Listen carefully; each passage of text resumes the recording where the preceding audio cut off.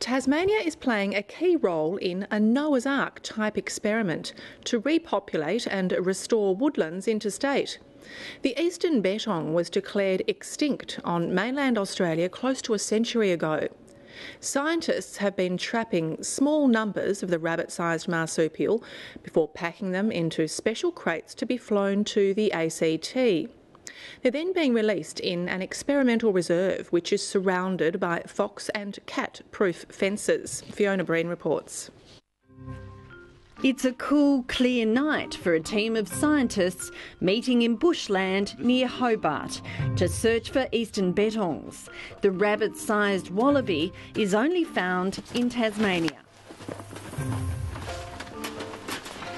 They're catching them to repopulate a reserve in the ACT. They're checking traps put out earlier in the day.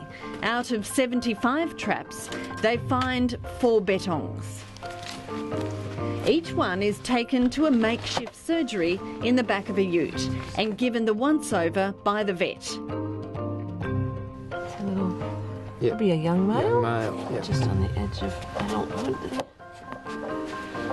Oh, so he weighs about 1.7 kilograms. So the males can get up to around about 2 kilograms in the wild, and probably even a bit heavier than that in captivity, where they've got a bit more ready food available. After a shot of Valium, they're placed in a box ready for an early morning flight to Canberra.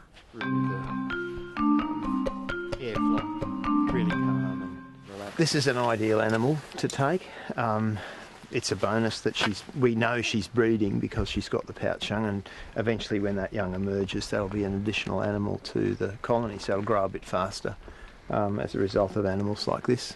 And the previous animal, as you saw, was a young male, so that's nice too. Eastern bettongs have been extinct on mainland Australia for nearly 100 years. Their demise blamed on feral predators like cats and foxes. The Australian National University and the ACT and Tasmanian governments have combined to reintroduce the nocturnal mammals to their former home. They're 3 or 4 pound rabbit-sized sort of little wallaby that is extremely charismatic, quite feisty, and they have a prehensile tail, so they gather nesting material in the tail, and they make little nests in tussocks and cutting grass, and they always surprise you when they erupt because it's a very unpredictable place where they usually are, and they scare the hell out of you. Local wildlife biologist Nick Mooney has a soft spot for them. He's hand-rearing an orphaned bettong before releasing it back into the wild. He's surveyed bettong numbers before and has been able to lead the team to some larger populations. I think it's really good. Tasmania by accident turned into a reserve for bettongs because, until recently we didn't have a fox problem, and so we can help re-establish bettongs and perhaps other species like eastern quolls back on the mainland, and that also gives us insurance as long as those animals are properly looked after and protected on the mainland.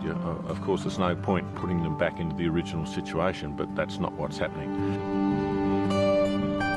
The bettongs were taken straight from the airport to their new home, the Mulligan's Flat Woodland Sanctuary.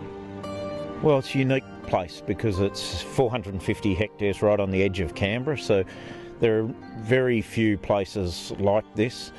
There's only about 8% of this woodland, box woodland habitat left. People think it's just paddocks, but it's critically endangered. It was nearly all cleared for farming.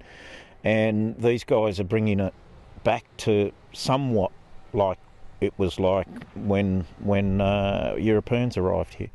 They're now playing a role in the massive Mulligan's Flat regeneration experiment. These animals, these bettongs and all the other animals, are not just nice things in a treed environment.